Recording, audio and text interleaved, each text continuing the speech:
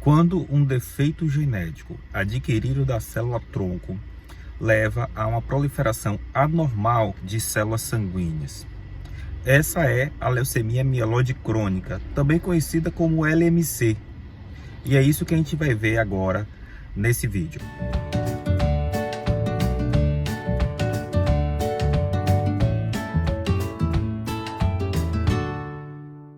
Olá, meu nome é Geidson Cruz, sou médico hematologista do canal Hemato na Web. Vamos passar em torno de 5 a 10 minutos falando um pouco nesse vídeo sobre algo relevante da hematologia ou de áreas afins. Esse vídeo é feito com bastante carinho e é muito importante seu feedback. Afinal, somente assim nós saberemos se você achou relevante e permitirá que nós possamos fazer novos conteúdos de forma semelhante. Da mesma forma, se você gostar, interaja, aperte o botão de curtir, pois assim o YouTube o considerará relevante e acabará divulgando para outros também. A leucemia mieloide crônica, também conhecida como LC, é uma doença no sangue caracterizada pela proliferação anormal de células muito semelhantes aos neutrófilos maduros que nós percebemos no sangue periférico normal. É um tipo de leucemia caracterizado por um defeito genético, e esse defeito genético ele é adquirido, ou seja, a pessoa não nasce com ele. Esse defeito genético ocorre na célula-tronco e é um tipo de alteração chamada translocação, que é caracterizado por trocas recíprocas de fragmentos de um cromossomo. No caso da leucemia mieloide crônica, da LMC, ocorre a troca entre fragmentos do cromossomo 9 e fragmentos do cromossomo 22, levando o que nós chamamos de translocação recíproca 9-22, e devido ao local da descoberta, esse cromossomo foi denominado de cromossomo Filadélfia. Essa translocação leva a uma codificação de um gene chamado BCR-ABL1.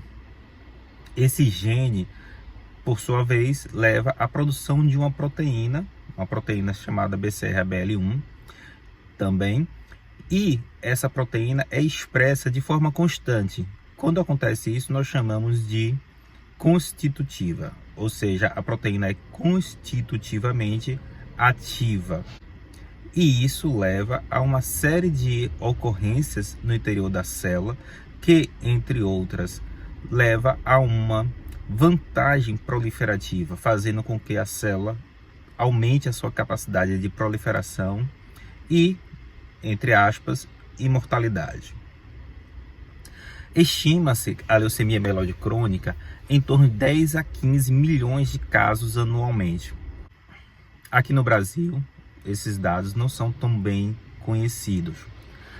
O que nós sabemos é que a sobrevida mudou de forma considerável a partir da introdução de medicações que permitem a uma inibição direta dessa atividade da proteína constitutivamente ativa, essa proteína com atividade tirosinocinase. São os chamados inibidores de tirosinocinase, que a gente vai ver daqui a pouco com alguns detalhes.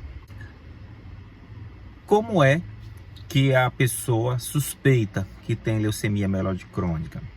Bem, muitos casos não há uma suspeita, e esse diagnóstico é firmado a partir do flagrante ocasional, a partir de um exame periódico em que a pessoa realiza de forma descompromissada, ou seja, não há uma busca por um diagnóstico, ou até mesmo para investigar outras coisas.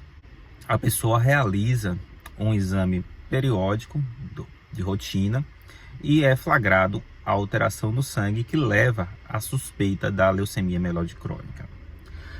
Sintomas podem ocorrer, e a sintomatologia é encontrada principalmente nos pacientes com LMC ao diagnóstico é a fadiga, é a sudorese noturna, pode acontecer perda ponderal, em alguns casos até mesmo ataque de gota, devido à quantidade de células que estão circulando e a proliferação leva a um catabolismo, ou seja, uma destruição de material genético que vai, por sua vez, levar a um aumento do ácido úrico e pode, em consequência disso, causar ataques de gota.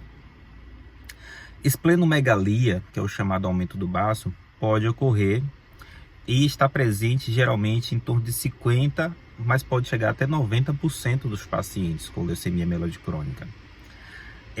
Da mesma forma, complicações trombóticas e sangramentos podem ocorrer, mas não são muito frequentes.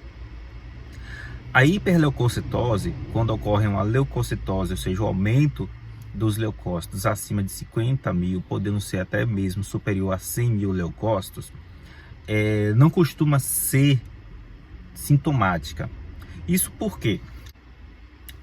Isso porque na leucemia mieloide crônica, as células são muito semelhantes às células maduras, ou seja, são células pequenas, distintamente das leucemias agudas, onde ocorre a proliferação de blastos, que normalmente são células maiores. Isso acaba comprometendo de forma significativa a circulação, e isso não ocorre na LMC. Mas pode ocorrer sintomas relacionados à hiperleucocitose.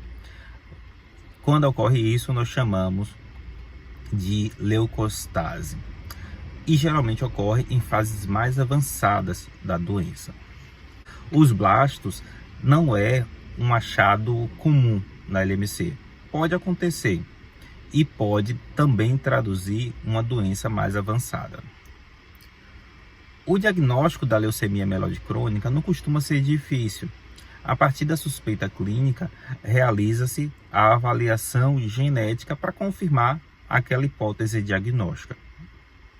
Esse exame genético ele pode ser por meio do cariótipo convencional, também chamado de exame citogenético, da medula óssea, em que eu busco a anormalidade característica da leucemia mieloide crônica, que é o cromossomo Filadélfia, ou seja, a translocação 922.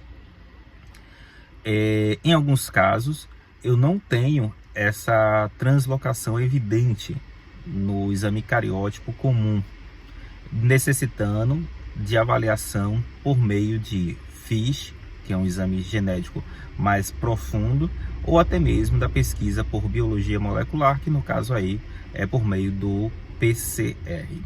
A LMC é diagnosticada com exame cariotípico em 95% dos casos, sendo que o restante dos 5% aproximadamente é necessário esses outros exames para confirmar o diagnóstico. A evolução da LMC, ela possui uma característica de ser em 3 fases. Uma fase crônica inicial, onde a maior parte dos pacientes terão o diagnóstico nessa fase.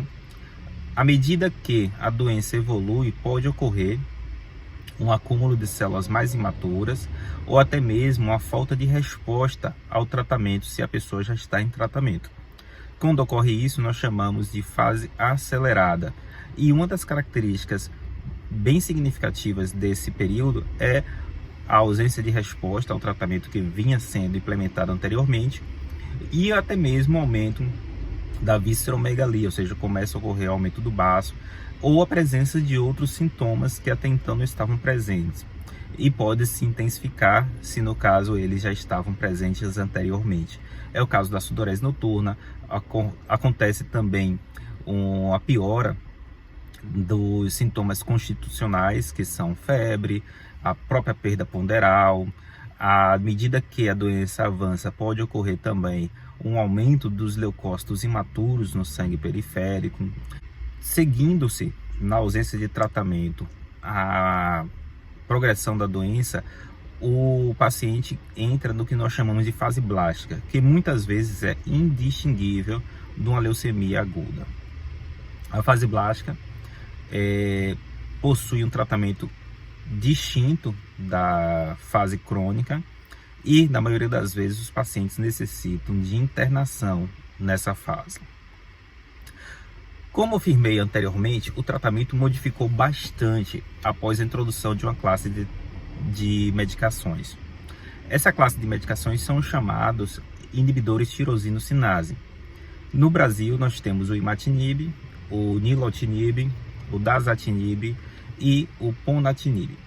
O primeiro das moléculas, também chamado de primeira geração, foi o imatinib, seguido pelas moléculas de segunda geração, que é o nilotinib, o dasatinib e tem também o bosutinib.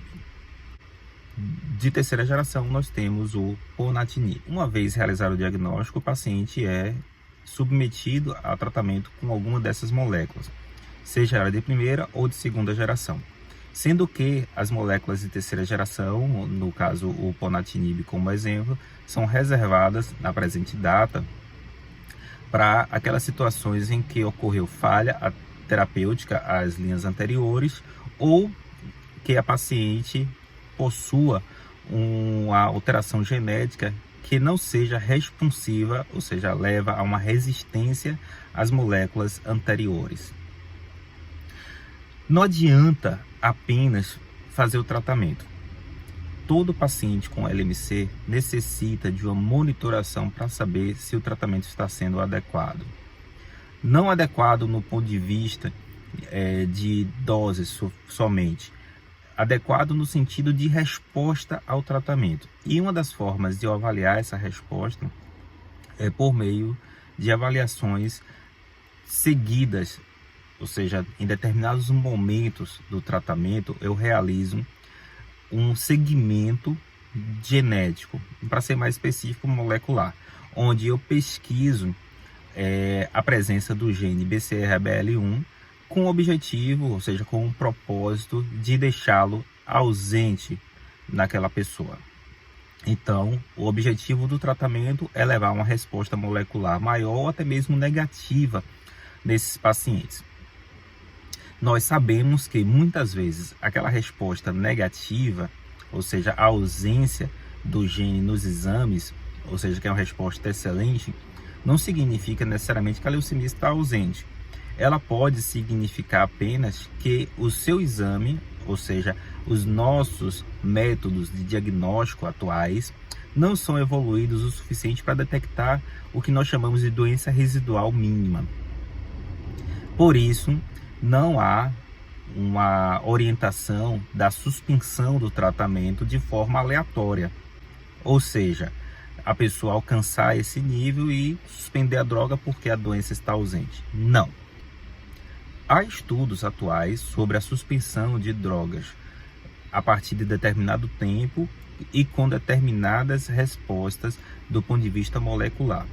Mas isso não é uma orientação para todo mundo e deve ser realizada de forma consensual do médico com a família e com o paciente, baseado em critérios bem rígidos e estabelecidos por protocolos de sociedades especializadas.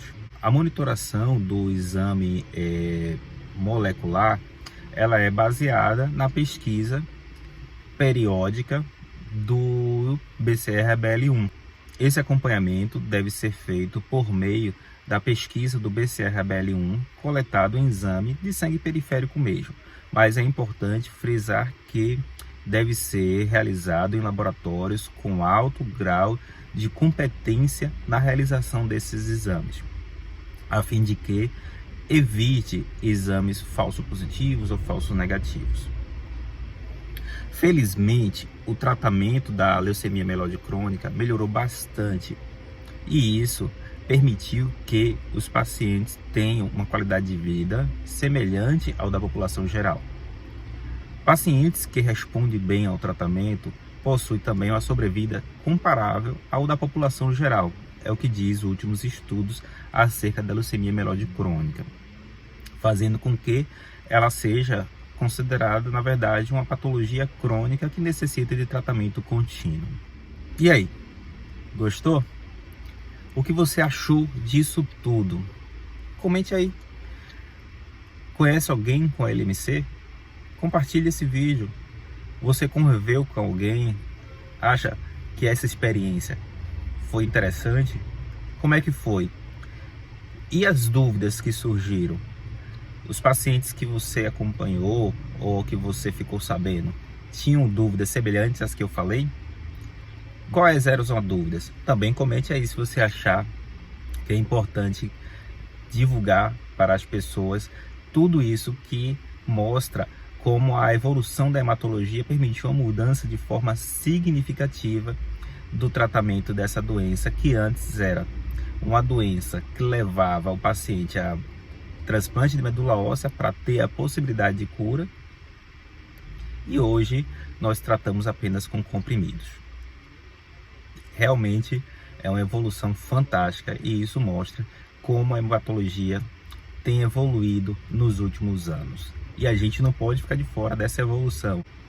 Por isso é importante nós divulgarmos todas essas informações de forma bem simples e clara para que todos possam compreendê-las e, claro, tirar da mente de algumas pessoas aqueles mitos que por vezes aparecem.